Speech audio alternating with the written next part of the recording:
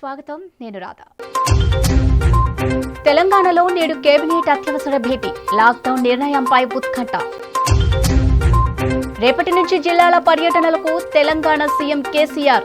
పలు అభివృద్ధి కార్యక్రమాలకు శ్రీకారం. ప్రత్యేక హోదాపై ఏపీ సీఎం ఇంట్రెస్టింగ్ కామెంట్స్. పదే పదే అడగడం తప్ప చేసేదేమీ లేదన్న ముఖ్యమంత్రి. శ్రీశైలం మల్లన్నను దర్శించుకున్న సీజేఐ జస్టిస్ ఎన్వి రమణ దంపతులు. స్వామి అమ్మవార్ల దర్శనంతో పులకించిన సీజేఐ. దిగ్గజ అథ్లెట్ మిల్కా సింగ్ కన్నుమూత. కరోనాతో పోరాడి తుది శ్వాస విడిచిన మిల్కా. జమ్మూ కశ్మీర్ రాజకీయ పార్టీలతో ప్రధాని భేటీ. ప్రత్యేక హోదా రద్దు చేసిన తరువాత తొలి సమావేశం. పెరుగుతున్న జియో వినియోగదారులు. ఒక్క నెలలో 79 లక్షల మంది కొత్త యూజర్లు. ఐసీసీ నిబంధనలు ఏం చెప్తున్నాయి? సర్కారు వారి పాట. జూలై నుంచి హైదరాబాద్లో షూటింగ్. ప్రత్యేక హోదా గురించి కేంద్రాన్ని పదే పదే అడగటం తప్ప ఏమీ చేయలేని పరిస్థితిలో ఉన్నామని ముఖ్యమంత్రి వైఎస్ జగన్మోహన్ రెడ్డి అన్నారు. కేంద్రంలో సంకీర్ణ ప్రభుత్వం లేదని, లోక్సభలో వారికి కావాల్సిన పూర్తి ఆధిక్యత ఉందని, దేవుడి దయతో ఈ పరిస్థితులు ఎప్పుడో ఒకప్పుడు మారుతాయనే సంపూర్ణ విశ్వాసం తనకుందని చెప్పారు. దేవుడు ఆశీస్సులతో ఎప్పుడో ఒకప్పుడు మంచి జరుగుతుందని కోరుకుంటున్నానని తెలిపారు. గత ప్రభుత్వ హయాంలో ప్రభుత్వ ఉద్యోగాలు ఇవ్వలేదని, ప్రత్యేక హోదా ద్వారా అంతో ఇంతో ప్రైవేట్ రంగంలోనైనా ఉద్యోగాలు వస్తాయని ఎదురుచూడగా, దాని కూడా లేని ప్రత్యేక ప్యాకేజీ కోసం, ఓటుకు కోట్ల కేసు కోసం తాకట్టు పెట్టేశారని వ్యాఖ్యానించారు. ఇక 2021-22 ఆర్థిక సంవత్సరంలో భర్తీ చేయబోయే ప్రభుత్వ ఉద్యోగాల జాబ్ క్యాలెండర్ను తాడేపల్లిలోని క్యాంపు కార్యాలయంలో శుక్రవారం ఆయన ఆవిష్కరించారు.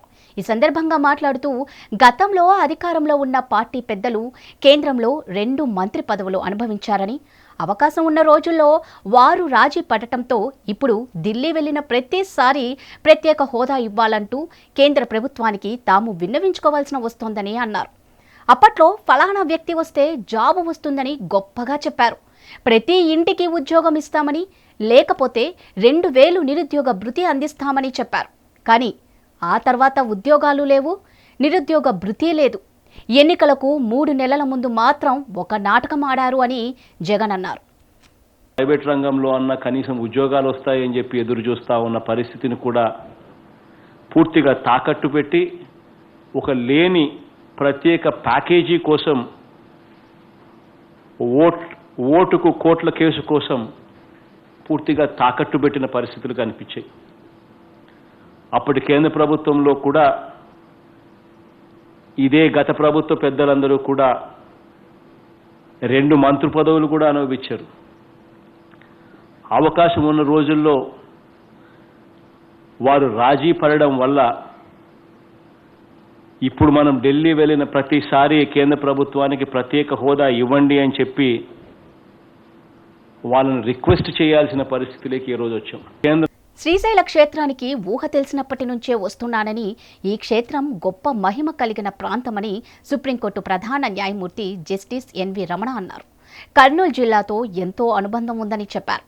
సీజేఐ దంపతులు శుక్రవారం క్షేత్ర దర్శనానికి వచ్చారు. శ్రీశైల ఖండం వైభవం, తామ్ర శాసనాల వీక్షణంతో ఆనంద పరవశులయ్యారు. మరోవైపు ఆయన రాకను పురస్కరించుకొని శ్రీశైల ఆలయాన్ని అధికారులు శోభాయమనంగా ముస్తాబు చేశారు. ఉదయం 9:20కు చేరుకోగా నంది నికేతన్ అతిథి గృహం వద్ద ఆయనకు దేవాదాయ శాఖ మంత్రి వెల్లంపల్లి శ్రీనివాస్తో పాటు ఎమ్మెల్యేలు శిల్పా చక్రపాణిరెడ్డి, కాటసాని రాంభూపాల్ రెడ్డి, జిల్లా ఎస్పీ డాక్టర్ ఫకీరప్ప, దేవస్థానం ఈవో కెఎస్ రామారావు తదితరులు పుష్పగుచ్చాలు అందించి ఘన స్వాగతం పలికారు. పోలీసు గౌరవ వందనాన్ని స్వీకరించారు. అనంతరం ఆలయం వద్దకు చేరుకోగా వేద పండితులు ఆలయ సాంప్రదాయ పద్ధతిలో స్వాగతం పలికారు.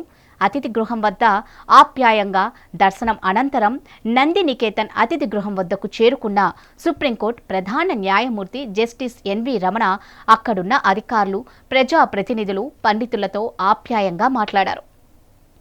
పలువురు న్యాయమూర్తుల నుంచి జ్ఞాపికలను స్వీకరించారు. ఆ తర్వాత శ్రీశైల తెలుగు విశ్వవిద్యాలయ పీఠాధిపతి ఆచార్య పి చెన్నారెడ్డి నూతనంగా రచించిన heritage of Indian history, culture, archaeology 3 వాల్యూమ్ల పుస్తకాలను ఆవిష్కరించారు. శుక్రవారం ఉదయం 11:30కు సీజీఐ జస్టిస్ ఎన్వి రమణ తన పర్యటనను ముగించుకొని హైదరాబాద్కు పయనమవ్వగా ప్రజాప్రతినిధులు, అధికారులు ఘనంగా వీడ్కోలు పలికారు. సంప్రదాయ దుస్తుల్లో దర్శనానికి వచ్చిన జస్టిస్ ఎన్వి రమణ దంపతులు ఆలయ రాజగోపురం వద్ద తిలక ధారణ చేసుకున్నారు. ఆలయ అర్చకులు పూర్ణ కుంభ స్వాగతం పలికారు. అనంతరం వారు స్వామివారి ఆలయ ప్రధాన ధ్వజస్తంభానికి మొక్కి స్వామి అమ్మవార్లను దర్శించుకున్నారు. అమ్మవారి ఆలయ ప్రాంగణంలో అర్చకులు వారికి వేదాశీర్వచనం పలకగా మంత్రి వెల్లంపల్లి శ్రీనివాస్, ఎమ్మెల్యే శిల్పా చక్రపాణిరెడ్డి, నంద్యాల ఎంపీ పోచా బ్రహ్మానందరెడ్డి స్వామి అమ్మవార్ల జ్ఞాపిక, ప్రసాదాలు, శేష వస్త్రాలను అందించారు. భారత దిగ్గజ అథ్లెట్ మిల్కా సింగ్ కన్నుమూశారు. ఆక్సిజన్ స్థాయిలు పడిపోవడం వల్ల ఆసుపత్రిలో చికిత్స పొందుతూ శుక్రవారం రాత్రి 11:30కు తుదిశ్వాస విడిచారు. ఆక్సిజన్ స్థాయిలో ఆందోళనకర స్థాయిలో పడిపోవడం వల్ల మిల్కాను జూన్ 3న చండీగఢ్లోని పీజీఐఎంఈఆర్ ఆసుపత్రిలో చేర్చారు. అదివరకే ఆయన కరోనా బారిన పడి కోలుకున్నారు. మిల్కా సతీమణి నిర్మల్ కౌర్ కరోనాతో చికిత్స పొందుతూ గత వారం కన్నుమూశారు. నిజమైన ప్రేమ మిల్కా మరణం గురించి ఆయన కుటుంబ సభ్యులు ప్రకటన చేశారు. ఆయన ఎంతో పోరాడారు, కానీ దేవుడు తన పని తాను చేశాడు. నిజమైన ప్రేమ వల్లే మా అమ్మ నిర్మల, ఇప్పుడు నాన్న 5 రోజుల వ్యవధిలో ఈ లోకాన్ని విడిచి వెళ్లారని చెప్పారు. వైద్యులు తీవ్రంగా శ్రమించినప్పటికీ మిల్కాను కాపాడుకోలేకపోయినట్లు సీజీఐఎంఈఆర్ ఆసుపత్రి విచారం వ్యక్తం చేసింది. ఆయన ఎంతో పోరాడిన అనంతరం తుదిశ్వాస విడిచారని ఓ ప్రకటనలో తెలిపింది. తెలంగాణ రాష్ట్ర మంత్రివర్గం ఇవాళ అత్యవసరంగా సమావేశం కానుంది. మధ్యాహ్నం 2 గంటలకు ఈ రాష్ట్ర ముఖ్యమంత్రి కేసీఆర్ అధ్యక్షతన కేబినెట్ భేటీ జరగనుంది. రాష్ట్రంలో కరోనా పరిస్థితులపై సమావేశంలో ప్రధానంగా చర్చ జరగనుంది. పాజిటివ్ కేసులు, రికవరీ తదితర అంశాలపై సమీక్షించనుంది. కోవిడ్ నియంత్రణ చర్యల్లో భాగంగా రాష్ట్రంలో విధించిన లాక్డౌన్ ఇవాల్టితో ముగియనుంది. దీంతో తదుపరి కార్యాచరణ విషయమై కేబినెట్ నిర్ణయం తీసుకునే అవకాశం కనిపిస్తోంది. ఉధృతి తగ్గి రికవరీ రేటు పెరిగిన నేపథ్యంలో లాక్డౌన్ ఆంక్షలను సడలించే అవకాశం కనిపిస్తోంది. ఇక కేవలం రాత్రిపూట కర్ఫ్యూ ఉండవచ్చని అంటున్నారు. సినిమా హాళ్లు, బార్లు, వినోద సంబంధిత వాటిపై ఆంక్షలు కొనసాగిస్తూ మిగతా వాటికి మినహాయింపులు ఇవ్వవచ్చని సమాచారం. ఇక అన్ని అంశాలను పరిగణలోకి తీసుకొని మంత్రివర్గ సమావేశంలో ఓ నిర్ణయానికి రానున్నారు. వర్షాలు, వానాకాలం పంటల సాగు, ఆయిల్ ఫామ్ సాగు విస్తీర్ణం పెంపు, గోదావరి నుంచి నీటి ఎత్తిపోతపై సమావేశంలో చర్చిస్తారు. జల విద్యుత్ ఉత్పత్తిపై కూడా కేబినెట్లో కీలక చర్చ జరగనుంది. కృష్ణానదిపై ఆంధ్రప్రదేశ్ రాష్ట్రం నిర్మిస్తున్న రాయలసీమ ఎత్తిపోతల పథకం, తుంగభద్ర నదిపై ఆర్టీఎస్ వద్ద కుడి కాలువ నిర్మాణం అంశాలపై కూడా సమావేశంలో చర్చించే అవకాశం ఉంది. శుక్రవారం మంత్రులతో సీఎం కేసీఆర్ సమావేశంలోనూ ఈ అంశం చర్చకు వచ్చినట్లు తెలిసింది. రాష్ట్ర ప్రయోజనాల విషయంలో రాజీ పడబోమని, రాష్ట్రానికి రావాల్సిన వాటాలో ఒక్క చుక్క నీటిని కూడా వదులుకునే ప్రసక్తి లేదని, ఆ దిశగా కార్యాచరణ ఉంటుందని సీఎం అన్నట్లు సమాచారం. ఇక రేపటి నుంచి ముఖ్యమంత్రి కేసీఆర్ చేపట్టనున్న జిల్లాల పర్యటనల అంశం కూడా చర్చకు వచ్చే అవకాశం ఉంది. కలెక్టరేట్ల ప్రారంభోత్సవంతో పాటు పల్లె, పట్టణ ప్రగతి పనుల పురోగతిని ఆకస్మికంగా తనిఖీ చేస్తానని సీఎం ఇప్పటికే ప్రకటించారు. దీంతో ఈ విషయంలో మంత్రులు, అధికారులకు కేసీఆర్ దిశానిర్దేశం చేసే అవకాశం ఉంది. ఇక ఇంటర్ ఫలితాలు, పాఠశాలలో మౌలిక వసతుల మెరుగు తదితర అంశాలు కూడా చర్చకు వచ్చే అవకాశం ఉంది. వీటితో పాటు ఇతర రాజకీయ అంశాలు కూడా చర్చకు వచ్చే అవకాశం ఉంది. హుజురాబాద్ స్థానం ఖాళీ అయిన నేపథ్యంలో ఉప ఎన్నిక దిశగా పార్టీని, శ్రేణులను సమాయత్తం చేయడం, అనుసరించాల్సిన వ్యూహంపై కూడా చర్చించే అవకాశం ఉంది. రేపటి నుంచి జిల్లాల వరుస పర్యటనలో సీఎం కేసీఆర్ బిజీగా మారనున్నారు. 20న సిద్దిపేట, కామారెడ్డి, 21న వరంగల్లో పర్యటించనున్న సీఎం ఆకస్మిక తనిఖీలతో పాటు అభివృద్ధి, సంక్షేమ కార్యక్రమాలకు ప్రారంభోత్సవాలు చేస్తారు. 22న వాసాలమ్మరిలో సహపంక్తి భోజనాల్లో ముఖ్యమంత్రి పాల్గొననున్నారు. ఈ మేరకు అధికారులు అన్ని ఏర్పాట్లు చేశారు. ముఖ్యమంత్రి కేసీఆర్ జిల్లాల వరుస పర్యటనలు ఆదివారం నుంచి ప్రారంభం కానున్నాయి. ఆయా జిల్లాలోని గ్రామాలు, పట్టణాల్లో ఆకస్మిక తనిఖీలతో పాటు అభివృద్ధి, సంక్షేమ కార్యక్రమాలకు ప్రారంభోత్సవాలు చేస్తారు. 20వ తేదీ ఉదయం ఆయన సిద్దిపేట, మధ్యాహ్నం కామారెడ్డి జిల్లాలో, 21న వరంగల్ నగర జిల్లాలో పర్యటిస్తారు. ఈ సందర్భంగా జిల్లా కలెక్టరేట్ల సమీకృత భవన సముదాయాలను ప్రారంభిస్తారు. సిద్దిపేటలో కొత్త పోలీసు కమిషనరేట్ భవనాన్ని, కామారెడ్డిలో ఎస్పీ కార్యాలయాన్ని ప్రారంభిస్తారు. వరంగల్ సెంట్రల్ జైలు స్థలంలో నిర్మించనున్న ఎయిమ్స్ తరహా భారీ మల్టీ సూపర్ స్పెషాలిటీ ఆసుపత్రి భవనానికి శంకుస్థాపన చేశారు. 22న ఆయన యాదాద్రి భువనగిరి జిల్లాలోని తుర్కపల్లి మండలం వాసాలమర్రిని సందర్శిస్తారు. హైదరాబాద్కు కేవలం 35 కిలోమీటర్ల దూరంలో ఉన్న వాసాలమర్రిని దత్తత తీసుకుంటానని కేసీఆర్ గతంలో ప్రకటించారు. సీఎం ఆదేశాల మేరకు జిల్లాలోని అన్ని శాఖలు ఆ గ్రామంలో ఇంటింటి సర్వే నిర్వహించాయి. అక్కడ చేపట్టాల్సిన అభివృద్ధి కార్యక్రమాలపై ప్రణాళిక రూపొందించాయి. ముఖ్యమంత్రి కేసీఆర్ గ్రామస్తులతో కలిసి సహపంక్తి భోజనం చేస్తారు. తర్వాత బహిరంగ సభ నిర్వహిస్తారు. మిగిలిన జిల్లాల పర్యటనలు తర్వాత ఖరారవుతాయి. ప్రభుత్వ ఉద్యోగాల్లో ట్రాన్స్జెండర్లకు 1% రిజర్వేషన్ కల్పిస్తున్నట్లు కర్ణాటక ప్రభుత్వం ప్రకటించింది. ఈ మేరకు రాష్ట్ర హైకోర్టుకు తెలిపింది. ట్రాన్స్జెండర్లు, హెచ్ఐవి బాధితుల సంక్షేమం కోసం పనిచేసే సంగమ వాలంటరీ ఆర్గనైజేషన్ దాఖలు చేసిన ప్రజా ప్రయోజన వ్యాజ్యంపై జస్టిస్ ఏఎస్ఓ ఖాన్ నేతృత్వంలోని ధర్మాసనం విచారణ జరిపింది. ట్రాన్స్జెండర్ల కోసం ప్రభుత్వ ఉద్యోగాల్లో 1% రిజర్వేషన్ కల్పించాలని సుప్రీంకోర్టు ఆదేశించిందని రాష్ట్ర ప్రభుత్వ తరపు న్యాయవాది విజయ్ కుమార్ పాటిల్ హైకోర్టుకు తెలిపారు. ఇక దీనికి సంబంధించి ప్రభుత్వం ముస్తాయిదా నోటిఫికేషన్ కూడా జారీ చేసిందని వివరించారు. వాదనలు విన్న బెంచ్ తదుపరి విచారణను జూలై 20కి వాయిదా వేసింది. Life, I can look in the mirror and not see the man I grew up terrified of staring back. Can I tell you what it means to wear an entire body as a wound? Can I show you what it means to watch a gender rewind itself? I put on a dress and turn into that photo of my grandmother in her 20s, turns into what if I tell her who I am, turns into leaving the house, turns into getting on a train, turns into a man pointing, turns into his questions, turns into his disgust, turns into him spitting on me, turns into an entire train laughing and doing nothing, turns into there is nowhere to escape in a moving train, turns into a beating heart, turns into running out at the next stop, turns into running to my grandmother's apartment, turns into her telling me that I dress this way to draw attention to myself, turns into her blaming me for my own violence, turns into me sometimes. Ashok Gajapathiraju Mansas ట్రస్టుకు సంబంధించిన 100 ఎకరాల భూములను దోచుకొని అన్యాక్రాంతం చేసి విక్రయించగా వచ్చిన సొమ్ముల్ని దుర్వినియోగం చేసి వ్యక్తిగతంగా వాడుకున్నారు అని ఎంపీ విజయసాయిరెడ్డి తీవ్ర వ్యాఖ్యలు చేశారు. ఒక ఫోర్జరీ కేసులో గతంలో ఎఫ్ఐఆర్ నమోదైందని, ఆయన ఏ రోజైనా జైలుకు వెళ్లే అవకాశం ఉందని పేర్కొన్నారు. శుక్రవారం విశాఖలోని పార్టీ కార్యాలయంలో పారిశుద్ధ్య కార్మికులకు, పొదుపు సంఘాల మహిళలు, సచివాలయ సిబ్బందికి ఆనందయ్య కరోనా మందులు పంపిణీ చేశారు. ఈ సందర్భంగా అశోక్ గజపతిరాజు విక్రయించిన భూముల వివరాలు సేకరిస్తున్నామని, అవి వచ్చిన తర్వాత తగిన చర్యలు తీసుకుంటామన్నారు. అశోక్ గజపతిరాజు అనువంశిక వారసత్వ చైర్మన్గా ఉండొచ్చని, సింగిల్ జడ్జి ఇచ్చిన తీర్పుపై అప్పీలుకు వెళ్లబోతున్నామని తెలిపారు. సింహాచలం దేవస్థానం మాన్సాస్ ట్రస్ట్ బోర్డు సభ్యుల్లో ఒక సభ్యుడు మాత్రమేనని, రాజు చెప్పిందే వేదం అనుకోవద్దని హితవు పలికారు. అనువంశికంగా పురుషులు మాత్రమే చైర్మన్ అవ్వాలన్న నిబంధన సరికాదన్నారు. దేవాదాయ చట్టంలో లోపాలుంటే సవరించి ముఖ్యమంత్రి మహిళలకు పెద్దపీట వేస్తారని తెలిపారు. ప్రభుత్వ భూములుగా పరిగణించాలా లేదా, ఇవి ఏ స్థానం ఇప్పుడు ఏ స్థితిలో ఉన్నాయి అన్నటువంటిది మన కమిషనర్ ఎండోమెంట్స్ కి మంత్రి గారు ఎండోమెంట్ మినిస్టర్ గారు ఆదేశాలు ఇవ్వడం జరిగింది. ఇవి కాకుండా పివిజి రాజు గారు ఈ యొక్క ల్యాండ్ సీలింగ్ యాక్ట్ వచ్చినప్పుడు ఒక్కరోజు ముందు ఈ యొక్క మాన్సాస్ ట్రస్ట్ ని ఏర్పాటు చేయడం జరిగింది. ఆయనకున్నటువంటి మొత్తం ల్యాండ్స్ అన్ని కూడా కొంత భాగం మాన్సాస్ ట్రస్ట్ కి ఇచ్చి, కొంత భాగం ఆయన కుటుంబ సభ్యులకు ఇచ్చి, మరికొన్ని ల్యాండ్స్ ఎవరికీ ఏమీ చెప్పకుండా ఇంకా కూడా ఈ రోజుకి కూడా పివిజి రాజు గారి పేరు మీదనే ప్రభుత్వ రికార్డ్స్ లో కంటిన్యూ అవుతూ వాటిని ఒక బినామీల ద్వారా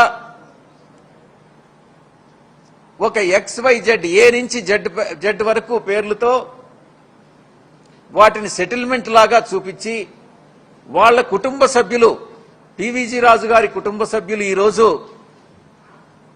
అశోక్ గజపతిరాజు గారు కానీ, ఆయన కుమార్తె కానీ, మిగతా కుటుంబ సభ్యులు కానీ వాళ్ళందరూ కూడా ఎన్ఓసి ఇచ్చి దాన్ని మ్యూటేట్ చేయించుకొని ఆ యొక్క ల్యాండ్స్ అన్నిటినీ గంపగుత్తగా మళ్ళీ అమ్ముకొని ఆ వచ్చినటువంటి సేల్ ప్రాసిడ్స్ అన్నిటినీ కూడా పివిజి రాజు గారి మొదటి భార్య, రెండవ భార్య, వాళ్ళ కుటుంబ సభ్యులందరూ కూడా మొత్తం 7 మంది ఒక్కొక్కరు 1/7 వంతు పంచుకోవడం జరుగుతూ ఉంది.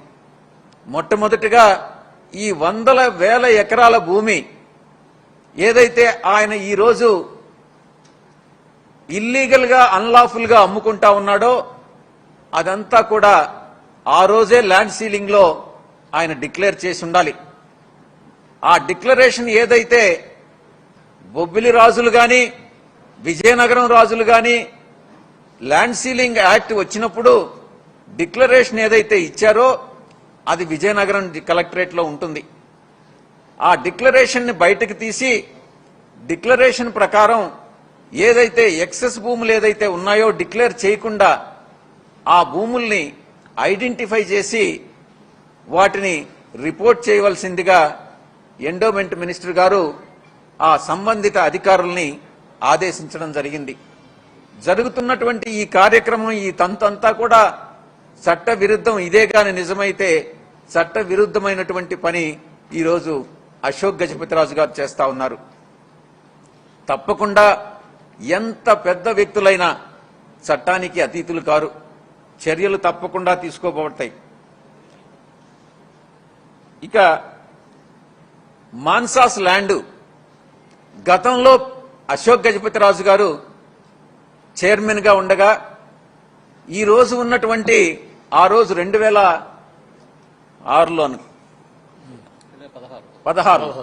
2016లో అశోక్ గజపతిరాజు గారు మాన్సాస్ ట్రస్ట్ చైర్మన్. కేంద్ర పాలిత ప్రాంతంగా ఉన్న జమ్మూ కశ్మీర్లో అసెంబ్లీ ఎన్నికలు నిర్వహించటం వంటి చర్యల ద్వారా రాజకీయ ప్రక్రియల పునరుద్ధరణకు ఈ నెల 24న ఆ ప్రాంతానికి చెందిన అన్ని రాజకీయ పార్టీల సమావేశం ప్రధాని నరేంద్ర మోదీ అధ్యక్షతన జరిగే అవకాశం ఉందని అధికార వర్గాలు శుక్రవారం వెల్లడించాయి. 2019 ఆగస్టులో జమ్మూ కశ్మీర్ ప్రత్యేక హోదాను రద్దు చేసి రాష్ట్రాన్ని కేంద్రపాలిత ప్రాంతాలుగా విభజించారు. ఆ తర్వాత చేపట్టిన తొలి రాజకీయ ప్రక్రియ ఇదే. ఈ సమావేశానికి కేంద్ర హోంమంత్రి అమిత్ షా, ఇతర కేంద్ర నాయకులు హాజరవుతారు. నేషనల్ కాన్ఫరెన్స్ అధినేత ఫరూక్ అబ్దుల్లా, పీడీపీ అధ్యక్షురాలు మెహబూబా ముఫ్తీ, జమ్మూ కశ్మీర్ అప్నీ పార్టీ నేత అల్తాఫ్ బుఖారీ, పీపుల్స్ కాన్ఫరెన్స్ నాయకుడు సదాద్లోనే తదితరులు చర్చల్లో పాల్గొనేందుకు ఈ సమావేశానికి ఆహ్వానించనున్నారు. ఇక దేశంలో కరోనా ఉధృతి తగ్గుముఖం పడుతోంది. మహారాష్ట్రలో కొత్తగా 9,798 కేసులు నమోదయ్యాయి. 14,347 మంది డిశ్చార్జ్ కాగా 198 మంది ప్రాణాలు కోల్పోయారు. రాష్ట్రంలో మొత్తం 134,747 యాక్టివ్ కేసులు ఉన్నాయి. ఇతర రాష్ట్రాలైన కర్ణాటకలో కొత్తగా 5,783 కేసులు నమోదు కాగా 168 మంది ప్రాణాలు కోల్పోయారు. 15,290 మంది కోలుకున్నారు. తమిళనాడులో కొత్తగా 8,633 కేసులు బయటపడ్డాయి. 19,860 మంది డిశ్చార్జ్ కాగా 287 మంది మృతి చెందారు. ఇక ఢిల్లీలో 165 కోవిడ్ కేసులు నమోదు కాగా 14 మంది మృతి చెందారు. 260 మంది కోలుకున్నారు. జియో సంస్థకు మార్చి నెలలో 79 లక్షల మంది వినియోగదారులు పెరిగారని టాయ్ వెల్లడించింది. దేశంలో మొత్తం టెలిఫోన్ సబ్స్క్రైబర్స్ సంఖ్య మార్చి నెలాఖరు నాటికి 120.1 కోటికి చేరిందని పేర్కొంది. మార్చి నెలలో జియో సంస్థకు 79.18 లక్షల మంది మొబైల్ యూజర్లు పెరిగారని ట్రాయ్ శుక్రవారం వెల్లడించింది. ప్రత్యర్థులైన ఎయిర్టెల్, ఐడియా కన్నా ఇదే అధికమని పేర్కొంది. అదే నెల ఎయిర్టెల్కు కొత్తగా 40.5 లక్షల మంది యూజర్లు, వోడాఫోన్ ఐడియాకు 10.8 లక్షల మంది యూజర్లు పెరిగారు. మార్చి నెలలో వచ్చిన కొత్త యూజర్లతో జియో వినియోగదారుల సంఖ్య 42.9 కోట్లకు చేరుకోగా ఎయిర్టెల్కు 35.23 కోట్ల మంది, ఐడియా, వోడాఫోన్కు 28.37 కోట్ల మంది యూజర్లు ఉన్నారు. ఇక దేశంలో మొత్తం టెలిఫోన్ సబ్స్క్రైబర్ల సంఖ్య మార్చి నెలాఖరు నాటికి 120.1 కోట్లకు చేరిందని ట్రాయ్ వెల్లడించింది. నెలకు 1.12% వృద్ధి నమోదైందని తెలిపింది. మార్చి నెలలో అర్బన్ ప్రాంతాల్లో 0.97 వృద్ధి, గ్రామీణ ప్రాంతాల్లో 1.37 వృద్ధి నమోదైందని స్పష్టం చేసింది. To accelerate early rollout of 5G and to make it affordable and available everywhere. I assure you that Jio will pioneer the 5G revolution in India in the second half of 2021. It will be powered by indigenous developed network, hardware and technology components. Kim పరిపాలిస్తున్న ఉత్తర కొరియాలో నిత్యావసర ధరలు చుక్కలను అంటుతున్నాయి. Corona కారణంగా ఇతర దేశాల నుంచి దిగుమతులు ఆగిపోవడం వల్ల ఊహించని విధంగా ఆ వస్తువుల ధరలు బాగా పెరిగిపోయాయి. దీనికి తోడు వరదల కారణంగా పంట నష్టం కావడం వల్ల కిమ్ సామ్రాజ్యం తీవ్ర ఆహార కొరతను ఎదుర్కొంటుంది. అక్కడ ఒక బ్లాక్ టీ ప్యాకెట్ ధర 5,000 రూపాయలు, కాఫీ ప్యాకెట్ ధర 7,000 రూపాయలు, కిలో అరటి పండ్ల ధర వచ్చేసి 3,000కు పైగానే. ఇవి కిమ్ సామ్రాజ్యంలో తాజా ధరలు. అవును, ఉత్తర కొరియా రాజధాని ప్యాంగ్యాంగ్లో నిత్యావసరాల సరుకుల ధరలకు రెక్కలు వచ్చాయి. ముఖ్యంగా దిగుమతి చేసుకునే వస్తువుల ధరలు ఊహించని విధంగా పెరిగిపోయాయి. సరిహద్దుల్లో ఆంక్షలు, దేశంలో వరదల కారణంగా పంట నష్టంతో ఉత్తర కొరియా లక్షల టన్నుల ఆహార కొరతను ఎదుర్కొంటున్నట్లు తెలుస్తోంది. ఇక దేశంలో ఆహార కొరత ఆందోళన కలిగిస్తోందంటూ తాజాగా అధినేత కిమ్ చేసిన వ్యాఖ్యలు ఇందుకు బలాన్ని చేకూరుస్తున్నాయి. ఉత్తర కొరియా దాదాపు 8,60,000 టన్నుల ఆహార కొరతను ఎదుర్కొంటున్నట్లు ఐక్యరాజ్య సమితి ఆహార విభాగం అంచనా వేసింది. ఇది ఆ దేశానికి 2 నెలల పాటు సరిపోయే ఆహార పదార్థాలతో సమానం. ఇక ఈ ఏడాది ఉత్తర కొరియా 13 లక్షల టన్నుల ఆహార కొరత ఎదుర్కొంటోందని దక్షిణ కొరియా ప్రభుత్వ సంస్థ అంచనా వేసింది. ఇలాంటి నివేదికల నేపథ్యంలో తాజాగా జరిగిన పార్టీ ప్లీనరీ సమావేశంలో మాట్లాడిన కిమ్ దేశంలో ఆహార సరఫరా ఆందోళన కలిగిస్తోందని వ్యాఖ్యానించారు. అంతేకాకుండా వెంటనే ఆహారోత్పత్తి గణనీయంగా పెంచే మార్గాలను అన్వేషించాలని అధికారులను ఆదేశించడం అక్కడి తాజా పరిస్థితికి అద్దం పడుతోంది. ఇలాంటి పరిస్థితులు ఉన్నప్పటికీ కోవిడ్ ఆంక్షలు మరికొంత కాలం కొనసాగించాలని అధినేత కిమ్ నిర్ణయించడం గమనార్హం. ప్రతిష్టాత్మక WTC మ్యాచ్ తొలి రోజు కనీసం టాస్ పడకుండానే వృధా అయింది. ఎడతెరిపి లేకుండా కురిసిన వర్షంతో అవుట్ఫీల్డ్ తడిగా మారింది. దీంతో గత్యంతరం లేక మ్యాచ్ను తదుపరి రోజుకు వాయిదా వేశారు ఎంపైర్లు. ఈ తరుణంలో కీలకంగా మారిన రిజర్వ్ డేను ఎలా వాడుకోనున్నారు, ICC నిబంధనలు ఏం చెప్తున్నాయో ఓసారి చూద్దాం. సుదీర్ఘ ఫార్మాట్లో ప్రపంచ కప్గా భావిస్తున్న ప్రపంచ టెస్ట్ ఛాంపియన్షిప్ ఫైనల్ మ్యాచ్ తొలి రోజు వర్షం కారణంగా తుడిచి పెట్టుకుపోయింది. కనీసం టాస్ కూడా పడకుండానే మ్యాచ్ను తర్వాతి రోజుకు వాయిదా వేస్తున్నట్లు ఫీల్డ్ ఎంపైర్లు ప్రకటించారు. ఒకరోజు ఆట పూర్తిగా వృధా కావడం వల్ల ఇప్పుడు అందరి కళ్ళు రిజర్వ్ డే మీద ఉంది. అయితే ఈ రిజర్వ్ డేను ఎలా వాడుతారు, దీని విషయంలో ICC గతంలో విడుదల చేసిన మార్గదర్శకాలు ఎలా ఉన్నాయనేది ఓసారి చూద్దాం. వర్షం వల్ల మొదటి రోజు ఆటలో ఒక్క బంతి కూడా పడలేదు. అయితేనేమి, రిజర్వ్ డే ఉందిగా అని అభిమానులతో పాటు పలువురు అభిప్రాయపడుతుండొచ్చు. కానీ వృధా అయిన మొత్తం రోజుకు రిజర్వ్ డేను కేటాయించరు. కేవలం ఫలితం వస్తుందనుకున్న సందర్భంలో లేదా రోజువారీగా ఎన్ని ఓవర్లు తక్కువగా వేశారో అంత మేరకు ఆట సాగడానికి ఈ అదనపు రోజును వాడుకోవాల్సి ఉంటుంది. అంటే ఈ అదనపు రోజు అనేది పూర్తి 5 రోజులకు సంబంధించింది. అది కూడా నిర్వాహకులు అవసరమని భావిస్తేనే అది అమల్లోకి వస్తుంది. లేదంటే మ్యాచ్ను డ్రా లేదా టైగా ప్రకటించే అవకాశం ఉంటుంది.